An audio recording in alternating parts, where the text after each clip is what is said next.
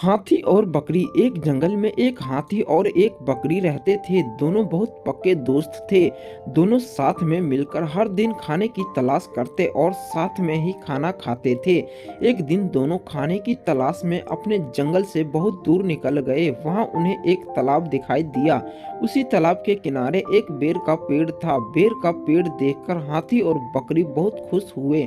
वह दोनों बेर के पेड़ के पास गए। फिर हाथी ने अपनी सूंड से बेर के पेड़ को जोर से हिलाया और जमीन पर ढेर सारे पके हुए बेर गिराने लगे। बकरी जल्दी जल्दी गिरे हुए बेरों को इकट्ठा करने लगी। संयोगवश उसी बेर के पेड़ पर एक चिड़िया का घोंसला भी था, जिसमें चिड़िया का एक बच्चा सो रहा था और चिड़िया दाने की खोज में कहीं गई हुई थी।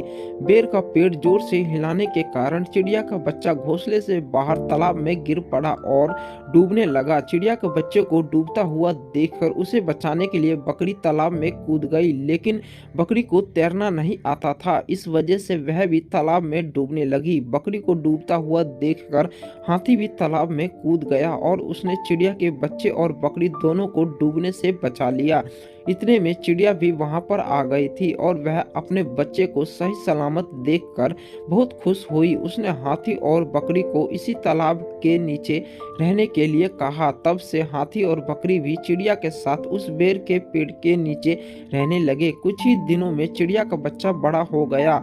चिड़िया अपने बच्चों के साथ जंगल में घूम कर आती थी और हाथी और बकरी को जंगल में किस पेड़ पर फल लगे हैं इसकी जानकारी देती थी। इस तरह हाथी, बकरी, चिड़िया मजे में रहते और खाते पीते थे। कहानी से सीख, हमें किसी का बुरा नहीं करना चाहिए। अगर हमारी गलती से किसी को परेशानी होती है तो उस गलती को सुधारना चाहिए और मनमुटाव दूर करते हुए एक दूसरे की मदद करनी चाहिए।